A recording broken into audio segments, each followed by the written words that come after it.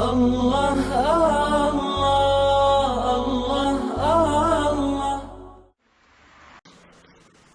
شریعت نے کہا کہ جو شخص موت کو زیادہ یاد کرے وہ زیادہ سمجھدار۔ چنانچہ انصار میں سے چند نوجوان صحابہ نبی اسلام کی خدمت میں حاضر ہوئے، بہت خوبصورت سوال پوچھا، اے اللہ کے حبیب صلی اللہ علیہ وسلم، من اکیس الناس وحزم الناس، انسانوں میں سب سے زیادہ عقل مند اور سمجھدار کون ہے؟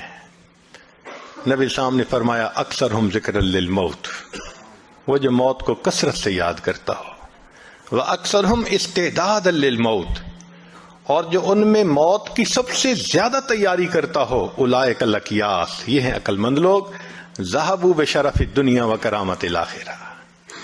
تو نبی علیہ الصلوۃ والسلام نے تو ان کو عقل مند کہا جو موت کو زیادہ یاد رکھیں اور موت کی زیادہ تیاری کریں۔ نہ موت یاد ہو نہ موت کی تیاری یاد ہو تو وہ تو پھر نگاہ نبوت میں بے وقوف انسان ہے۔ تو آج سوچیں، ہم عقل مند ہیں یا بے وقوف ہیں؟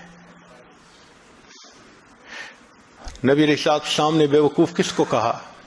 حدیث مبارکہ میں ہے الدنیا دار من لا دار لہ ومال من لا مال لہ ولہا یجمع من لا عقل لہ۔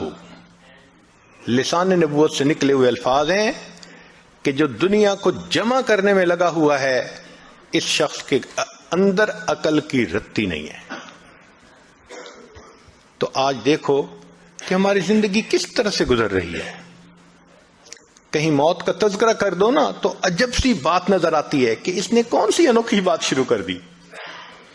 حالانکہ صحابہ رضوان کا مزاج ایسا تھا کہ وہ وقتاً فوقتاً موت کا تذکرہ کرتے رہتے تھے، سنتے رہتے تھے۔